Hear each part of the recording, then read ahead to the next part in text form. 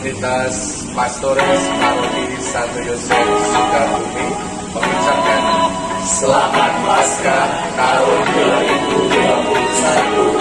Haleluya, Tuhan memberkati. Keluarga besar Kamsas Paroki Santo Yosef Sukabumi mengucapkan Selamat Hari Raya Paskah 2021. Tuhan Yesus memberkati. Yeay!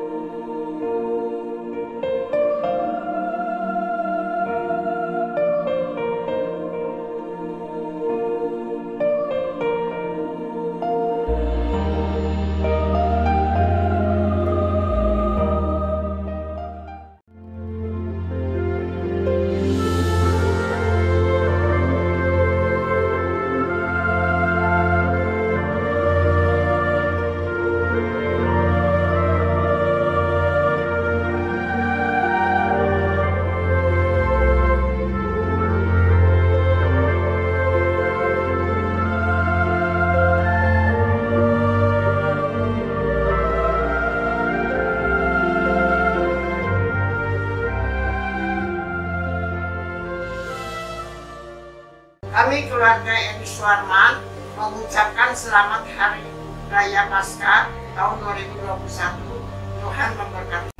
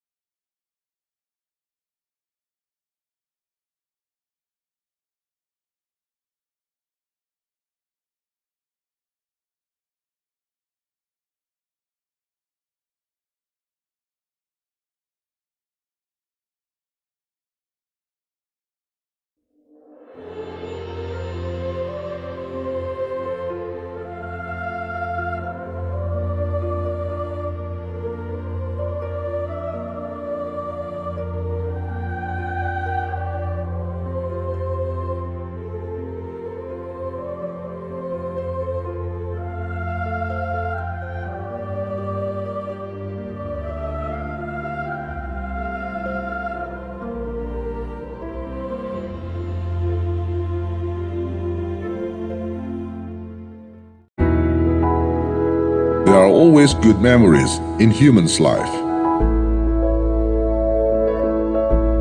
And there's always a place to remind good memories.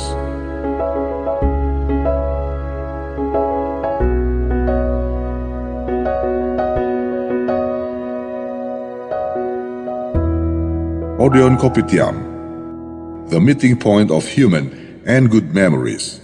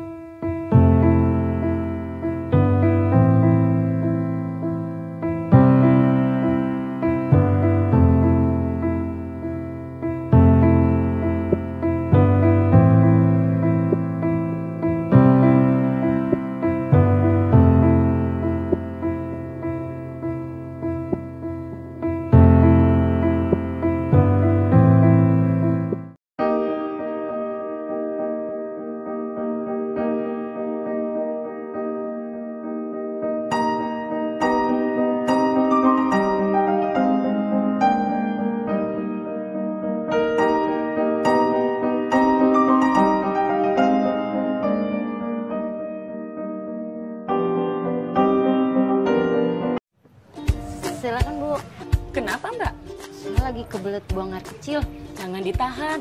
Nanti jadi penyakit loh. Aduh! OMG, ngantri, kotor, pasti bau. Zaman now masih ngantri. Ini solusi praktis, makanya pakai Popok Koto aja. Nyaman, bebas, dan tidak mengganggu aktivitas. Popok Koto, kesehatan Anda, kepedulian kami. Selamat sore para pemirsa. Salam sejahtera dan shalom alaikum. Kita bertemu lagi pada program PKKP Paroki Santo Yosef Sukabumi yang pada saat ini kita bersama Bapak Subandrio nanti akan memperkenalkan diri, tapi sebelumnya kami mohon Pak Bandrio untuk membuka dengan doa. Mari kita bersatu dalam doa, dalam nama Bapa, Putra dan Roh Kudus. Amin. Tuhan Allah kami yang bertahta di dalam kerajaan surga, tahan intinya puji dan syukur kami aturkan kehadirat-Mu. Tetap pada kesempatan ini ya Tuhan, kami bersama Mas Santo bersama istri mendatangi kami di rumah kami dalam rangka menjalin persaudaraan yang senantiasa tetap bersama di dalam Tuhan Yesus. Tuhan, secara khusus pula Mas Santo ini dalam rangka mengumpulkan data untuk menyampaikan beberapa informasi tentang keadaan Paroki Santo Yosef Sukabumi dari dulu sampai dengan hari ini, sehingga saya atau kami sebagai pengurus senantiasa mohon kepadamu ya Tuhan, kiranya anugerah yang luar biasa sungguh kami rasakan, sungguh kami dapat membahagiakan apa yang datang daripadamu ya Tuhan. Untuk itu berkatilah kami di dalam kegiatan ini sehingga menjadikan kekuatan baru di dalam tugas dan pelayanan kami. Demi Kristus Tuhan dan pengantara kami. Amin. Dalam nama Bapa, Putra dan Roh Kudus. Amin. Terima kasih Pak Bandrio atas doanya, dan kita akan mendengar bagaimana Paroki Santo Yosef pada saat Pak Bandrio menjabat sebagai Wakil Ketua DPP. Tapi sebelumnya kami mohon Pak Bandrio untuk memperkenalkan diri dahulu. Kami persilakan. Ya, terima kasih Mas Santo. Perkenalkan saya, atau mungkin sudah terkenal saya itu sebetulnya, bahwa di Paroki Santo Yosef Sukabumi itu kami sudah tidak asing lagi. Kami bersama dengan Dewan Pastoral Paroki itu sejak tahun 1980. Lalu kami mendapatkan tugas pelayanan. Yang pertama itu saya sebagai RT di RT 1 di sini, wilayah Santo Matius. Ini ada suatu cerita sedikit yang sangat tidak bisa saya lupakan, Mas. Waktu itu saya keliling untuk minta atau mengumpulkan apa itu namanya, dana apa itu namanya, SPP ya, sumbangan bulanan paroki. Kebetulan saya itu sore-sore hujan, pakai payung, pakai peci, saya kebetulan pakai peci ya, supaya ada apa namanya, merakyat. Sampai di gerbang saya sudah dihalau, udah nggak terima sumbangan karena saya bamak. Terus setelah saya ngomong, saya dari gereja Bu. Oh, setelah itu silakan masuk kalau begitu. Artinya apa, saudara-saudari sekalian, bahwa di dalam tugas pelayanan itu tentunya juga harus kita tahu, harus jelas jati dirinya kepada orang yang kita kunjungi, apalagi masih baru yang kita kunjungi, apalagi kita sebagai perangkat juga mungkin masih baru, ya harus kita perkenalkan dulu dengan baik, sehingga yang kita datangi atau saudara kita itu jelas siapa, mau apa, dan lain sebagainya. Syukur kalau ada informasi sebelumnya dari ketua wilayah, dan sudah pasti bahwa setiap kunjungan para RT itu tolong diterima dengan baik, karena semuanya adalah tugas pelayanan, bukan tugas kedinasan, tugas pelayanan, sehingga semuanya harus kita sambut dengan baik. Itu salah satu peristiwa kecil yang selalu saya ingat, Mas Santo. Saya diminta sumbangan, tapi saya malah jadi semakin tegar saya. Itu ternyata begini. Lalu setelah jadi ketua RT, saya dipercaya menjadi sekretaris di Dewan Pastoral Paroki. Kurang lebih tahun berapa ya, 85 atau berapa itu, 85 sekretaris zaman Romo Blumen, ada Pak Mark, Pak Romo, Suster Alexis, dan lain sebagainya. Ya, di dalam tugas pelayanan kami sungguh sangat merasakan bahwa Tuhan senantiasa campur tangan dan mendampingi kita dengan nyata, bukan sekedar sok-sokan, tapi kita sungguh merasakan bahwa Tuhan itu hadir di dalam pribadi saya maupun di dalam pribadi seluruh keluarga, sehingga semuanya menjadikan kekuatan, berkat. Sehingga anak-anak saya, Pak, nggak ada rapat nih, selalu tanya kalau mau, nggak rapat Pak, nantang ini, nggak rapat Pak, rapat dong nanti. Hampir saya setiap malam, setiap siang, setiap sore itu ke pastoran selalu ada bicara dengan pastor paroki, ada Pater Blumen, ada Romo Darto, ada Romo Hardi, ada Romo Harjono, Romo Toro, Romo Agus, saya terakhir Romo Agus, itu senantiasa mengajak kepada kami semua pengurus DPP inti, waktu itu namanya DPP inti atau DPP harian, ada sekretaris, ada wakil ketua, sekretaris, bendahara, lalu pastor paroki, itu adalah pengurus harian namanya, atau namanya juga dulu namanya Dewan apa kalau sekarang, sebelum ada di keuangan DKP, ya, sebelum ada DKP itu ada dana papa yang ngurusin tentang harta benda. Dulu ada ya, otomatis atau ex-officio Dewan Harian tadi. Lalu berkembang ada DKP, kami juga masuk DKP waktu itu setelah jadi Dewan DPP zaman Romo Yan, saya sebagai DKP. Jadi saya sekretaris Dewan, wakil ketua Dewan, berapa periode itu wakilnya? Lama, 3 periode, sampai Mas Santo masih kecil dulu. Saya sudah zaman setelah itu, kalau setiap pesta ada pasang tenda, itu kan semuanya. Artinya begitu, saudara-saudariku sekalian, bahwa yang paling penting kita sebagai umat Katolik itu sungguh yakin dan percaya bahwa dalam tugas pelayanan khususnya itu Tuhan tidak akan melupakan kita, bahwa Tuhan selalu melindungi kita, mengajak kita, memberikan semangat kita, sehingga tugas itu semata-mata ternyata seperti mengalir saja, tidak ada rasa beban dan lain sebagainya. Dan yang paling penting, kalau dari gereja itu menawarkan suatu tugas, terima. Jangan, wah saya nggak bisa, saya nggak mampu, saya sibuk, apalagi saya sibuk. Kapan nggak sibuk? Manusia itu harus selalu sibuk. Biasanya melempar ya Pak, orang lain. Biar orang lain. Biar orang lain dulu. Tapi saya nggak sombong, tapi kalau saya di setiap penawaran tugas pelayanan itu oke, siap Pak, saya siap. Pasti ada jalan. Jadi sungguh luar biasa bahwa iman kita itu sekali lagi luar biasa.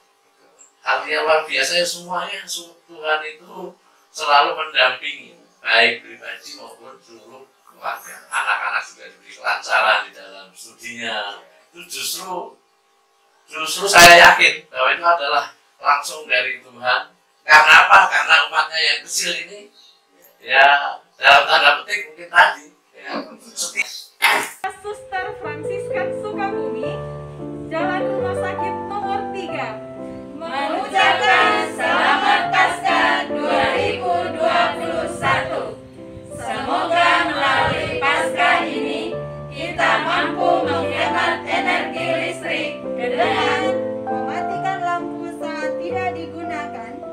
mencabut colokan listrik dari stop kontak, tidak sering membuka kulkas, menghemat listrik sebagai sebuah kenormalan baru. Kristus bangkit, haleluya.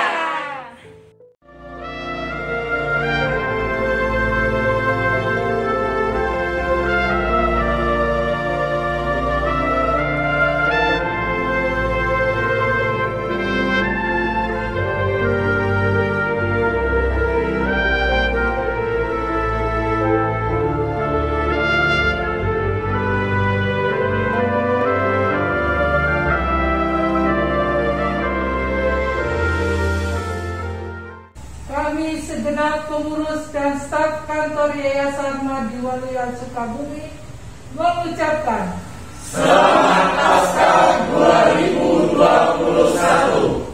semoga sukacita kebangkitan memberi harapan baru, keberanian dan daya juang untuk melawan segala bentuk kejahatan demi mewujudkan kekudusan dan keselamatan jiwa-jiwa.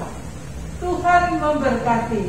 Mari Waluya, jaya, jaya, jaya.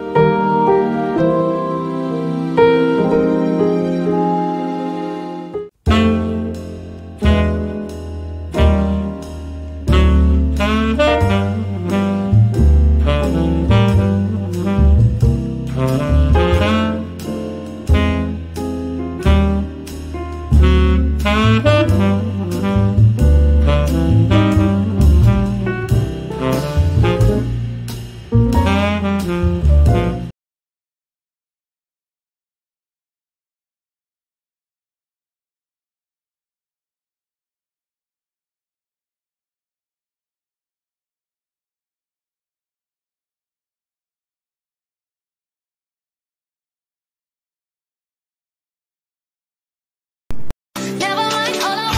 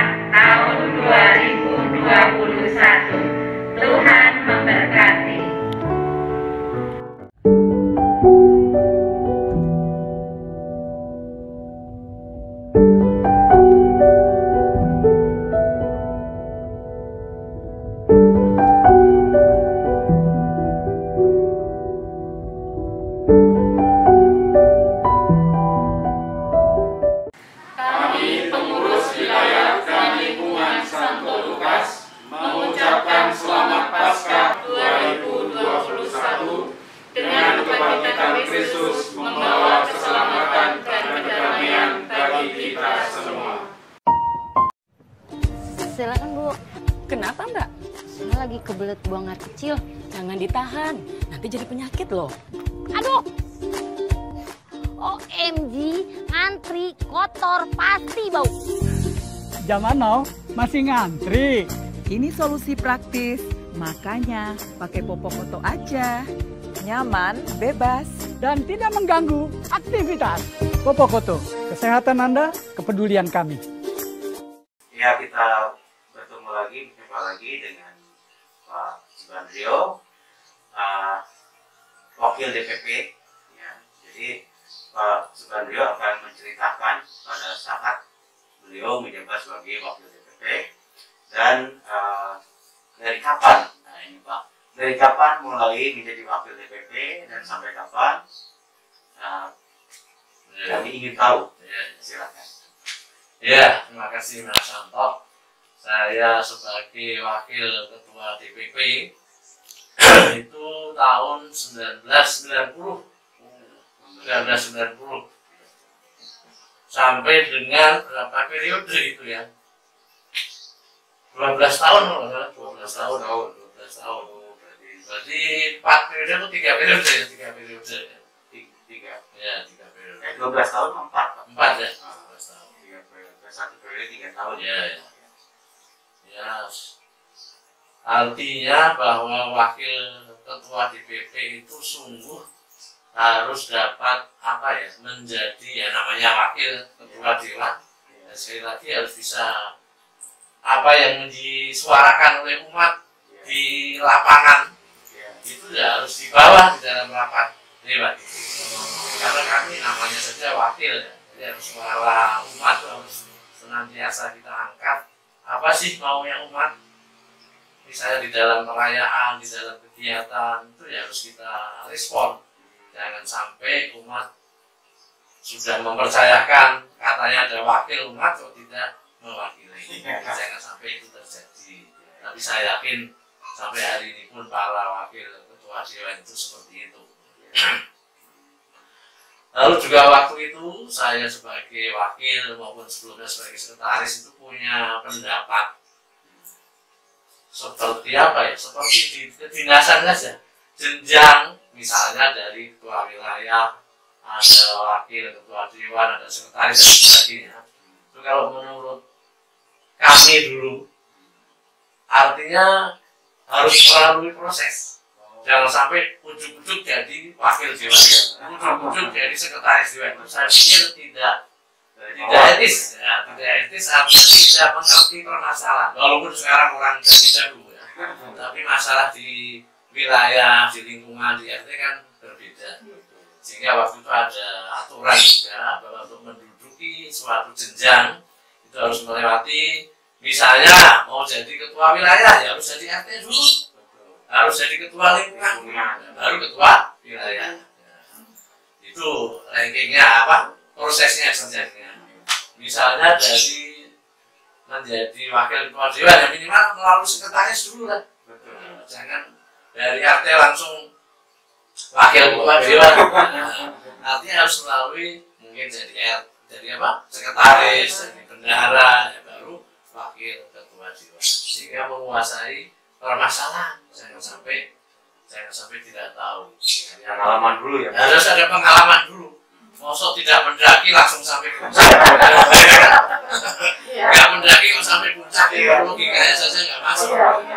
Artinya saya berharap itu masih tetap dilestarikan. Jangan sampai bukan kami mengecilkan. Karena sekarang anak-anak orang muda itu pandai-pandai, tapi pasti akan beda. Kalau melalui pendakian itu kan lihat kiri kanan tebing-tebing seperti apa, barulah istilahnya saya katakan jadi wakil ketua dewan itu kan puncak yang tidak main-main. Sehingga ya harus ada pengalaman jatuh bangun waktu mendaki itu seperti apa.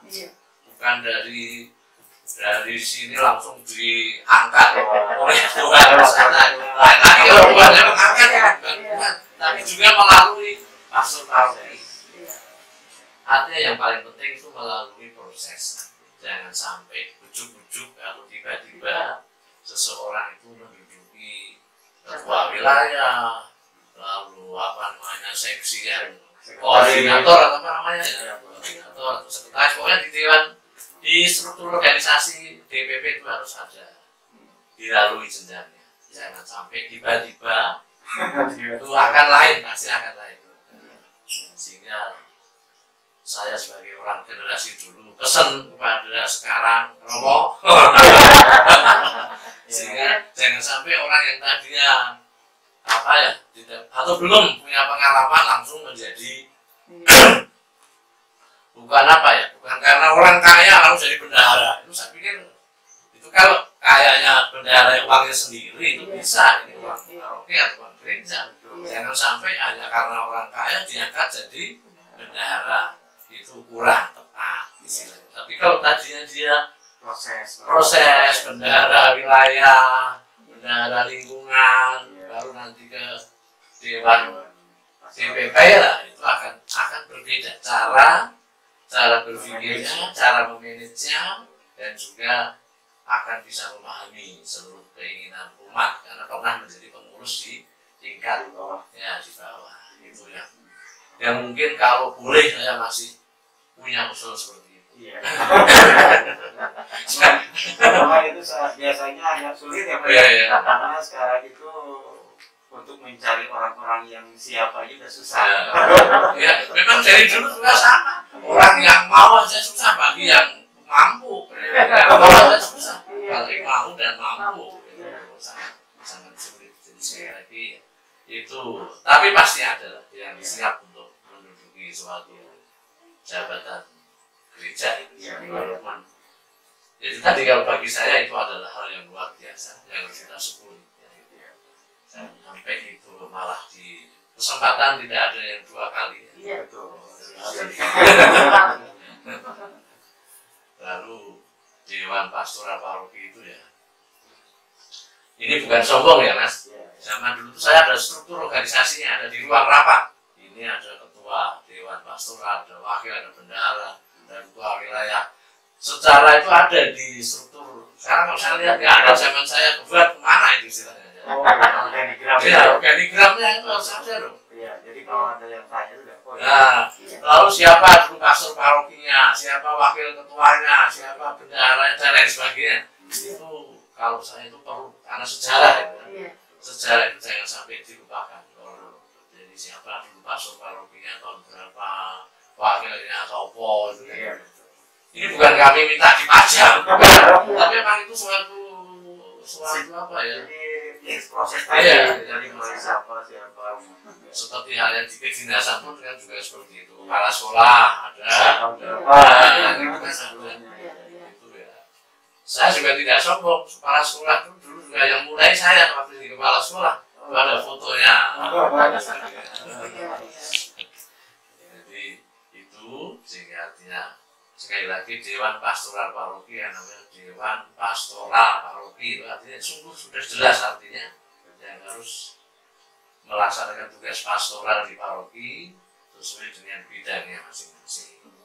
Sehingga ya, mari kita bekerja senantiasa untuk mengembangkan keraton dalam sehingga semuanya bisa berjalan dengan baik.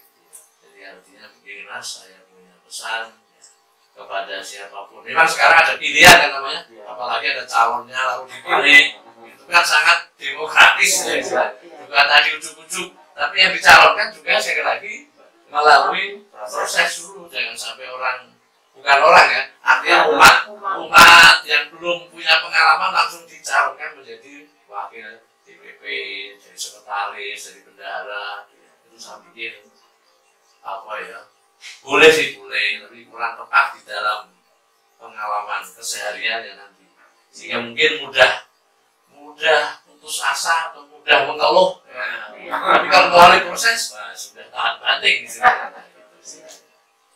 itu harapan kami dari para pendahulu ya. Tapi Paroki Santo Yosef ini memang sungguh luar biasa, saudara-saudari sekalian, bahwa apa ya, karena menjadi paroki yang tertua ya, kalau tertua semuanya ya. Jadi apapun yang saya seksi apalah istilahnya zaman dulu kan masih bisa merangkap ya, karena tidak banyak orang Oh, susah. Ya. Lalu prodiakon, nah sekarang kan ada prodiakon yang sudah jelas pakai apa namanya tata cara. Zaman dulu kan siapa saja boleh masuk ikut membagikan hukum ini dulu. Sekarang kan harus melalui proses itu. Saya juga lalui dengan penuh syukur dan gegap gempita menyambut tugas dari Tuhan itu. Jadi selama 4 periode jadi wakil ketua DPP itu Romonya siapa aja itu? Siapa aja? Artinya ada pasti ganti Romo. Pertama itu Romo Darto, ada Romo Arjono, Romo Hardi. Pokoknya selalu ada pergantian berapa kali pastor paroki. Pastor paroki boleh ganti, boleh berubah apa namanya pola pikir, tapi wakil umat harus tetap, karena tetap di Sukabumi ya, istilahnya harus mempertahankan apa yang pernah disampaikan. Pernah dulu zaman pastor paroki, tidak saya sebut namanya, zaman ulang tahun Keuskupan yang ke-45 atau 50 dulu ya, ramai 50 ya, 50 ya. Saya kan wakil ketua dewan, sehingga Romo membentuk panitia secara dalam tanda petik diam-diam tanpa sepengetahuan wakil ketua dewan. Dan saya sebagai wakil ketua dewan bukan apa ya, bukan takut. Ini tidak prosedural, artinya tidak bisa diterima kami sebagai wakil umat. Ya harus terbuka dong. Kami DPP harus diajak, Dewan Harian diajak bicara. Iya. Kalau ada apa-apa nanti kan nah, kan kita juga umat Sukabumi. Jadi waktu itu kami Romo, tolong itu di apa namanya, diganti lah, direvisi, direvisi walaupun tadinya ketuanya siapa, sekarang jadi siapa, tetap harus bisa menerima. Jadi waktu itu terjadi ya, terima kasih Pak Subandrio, kami bangga punya wakil umat yang bisa menyampaikan hal seperti itu. Ya, akhirnya diterima kepanitiaannya, kami tadinya nggak tahu apa-apa. Saya akhirnya jadi wakil ketua. Untuk tingkat keuskupan ada buku terlihat. Jadi artinya bahwa kita jangan sampai Romo itu memang wakil Tuhan, harus kita hormati secara imamnya, tapi sebagai manusianya kan kita sama-sama manusia. Kita tidak perlu takut, tidak perlu apa, tapi di dalam menghargai imamatnya itu yang kita nggak boleh, kita nggak boleh lupakan. Romo itu walaupun manusia, tapi adalah tugas khusus. Wakil Tuhan.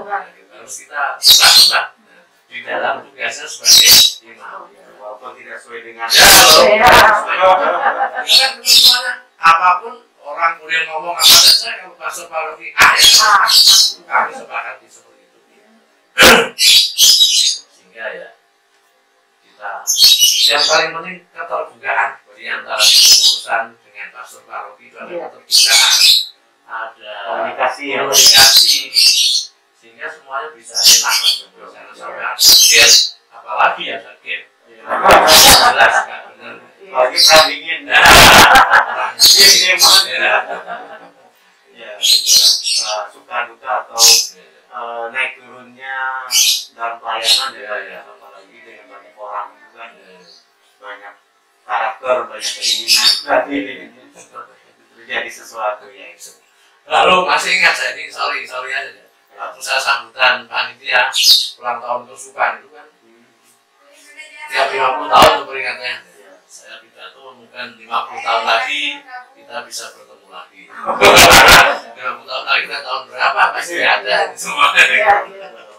Itu artinya kita harus bisa juga banyol sedikit supaya semua nggak tegang dalam sambutan apapun itu harus ada seriusnya, ada ketawa. Itu yang saya alami sehingga menjadikan rasa gembira dan syukur kepada Tuhan yang Maha Kuasa. Itu Mas. Ya, pemirsa, tadi apa yang disampaikan oleh Bapak Subandrio itu luar biasa, ya, sangat menarik sekali. Kita selingi dulu ada.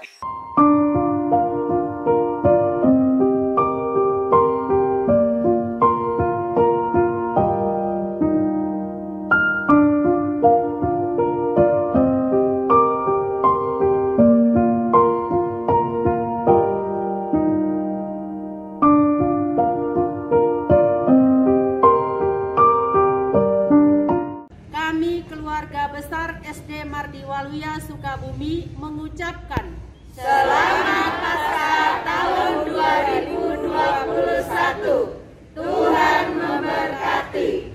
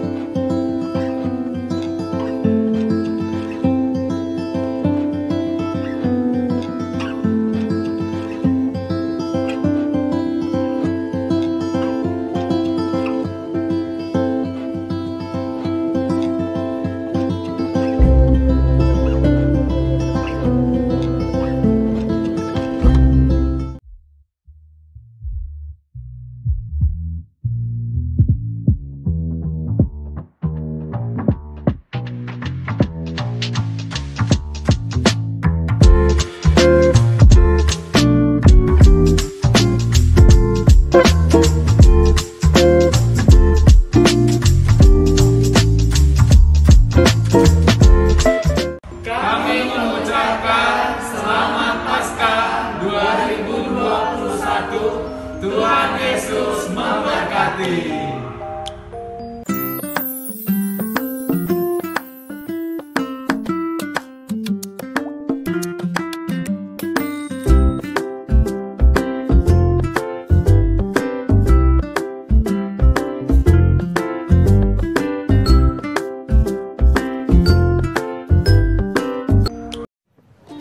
Silakan Bu. Kenapa Mbak? Saya lagi kebelet buang air kecil. Jangan ditahan, nanti jadi penyakit loh. Aduh. OMG, ngantri kotor pasti bau. Zaman now masih ngantri. Ini solusi praktis, Makanya pakai popok foto aja. Nyaman, bebas, dan tidak mengganggu aktivitas. Popok foto, kesehatan Anda, kepedulian kami. Dicurahkan mengenai wakil DPP pada saat Pak Bandio menjabat. Kemudian pada saat itu, pada saat Pak Subandrio menjadi wakil DPP, untuk wilayah Paroki Santo Yesus Sukabumi itu apakah sama dengan yang sekarang atau beda pada saat itu? Jumlah wilayahnya saya pikir baru wilayah Matius, Markus, Lukas, Yohanes 4 ya dulu, 4 ya. Sekarang Petrus baru ya, baru 4 wilayah. Dan juga ada stasi Pelabuhan Ratu, karena juga waktu pembangunan gereja itu zaman kami bangun di sana, itu juga perjuangannya tidak. Patrian waktu itu. Ya, bukan. Romo siapa ya? Romo siapa yang udah meninggal? Romo Toro. Sebelumnya Romo Hardi atau siapa pokoknya? Bukan Romo yang sudah. Itu sekali lagi juga penuh perjuangan, penuh kesabaran sehingga gereja di Pelabuhan Ratu bisa terwujud. Saya dengar juga kan ada banyak rintangan ini. Zaman itu bom, zaman bom kami kan juga tahun 2000 itu, tahun 2000 itu zaman bom meledak di Sukabumi. Kan gereja itu dilempari batu dari jalan. Kami para pengurus dan keamanan kan berada di sebelah gereja. Kami dilempari, tapi batu nggak nyampe. Sampai di tengah halaman gereja. Kami sungguh melihat itu saat itu. Ya? Iya. Artinya itu adalah apa ya, sekali lagi yang perlu harus kita terima.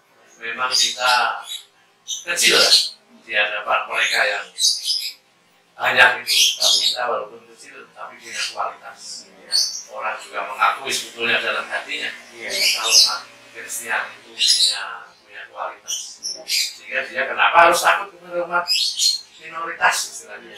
Karena dia memang merasa mengakui sebetulnya bahwa kehebatan umat Kristen itu memang ada. Sekali lagi terima kasih kepada Tuhan yang Maha Kuasa. Kita walaupun sedikit, walaupun kecil tapi mempunyai kualitas yang beda. Tapi sebagai persaudaraan yang kita hargai mereka, sampai kita membedakan bahwa kita adalah sama. Mereka yang bukan Kristiani maupun kita yang Kristiani itu sama di hadapan Tuhan. Sampai ada istilah sebetulnya istilah minoritas, mayoritas dan lain sebagainya. Kita bersaudara. Dan dulu itu malah bersaudara. Agak sedikit beda dengan sekarang. Dulu itu sangat kelihatan sekali persaudaraan. Saya ingat ya waktu kecil juga bagi-bagi ini. Tiap lebaran, tiap Natal kita kirim di antara keluarga, kirim kupat, kirim kue Natal, saling betul-betul mengunjungi tanpa ada rasa beban. Justru saya Mas pengen sekali. Apakah mungkin kita bisa mengembalikan seperti zaman dulu Mas Anto kecil? Artinya di antara tetangga itu saling berkunjung, saling bingkisan, bukan bingkisannya tapi persaudaraannya itu sudah luar biasa. Dulu tuh berbondong-bondong, sekarang kan hanya satu dua. Pasti dia mau berpikir kan di Matius. Jadi mau ngirim ke tetangga ini, waduh, biasa. Anak-anaknya kan yang kita minta tolong itu kirim ke sana, kirim ke sana. Jadi kenal.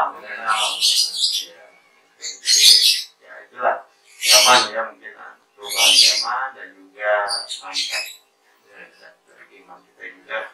Tadi kualitas dari umat Katolik itu luar biasa. Ya, salah satu contoh saya juga di wilayah ini pernah jadi RT ini. RT pemerintah 11 tahun ya. Biasa. Jadi ya, artinya karena mereka mereka melihat siapa orang Katolik itu.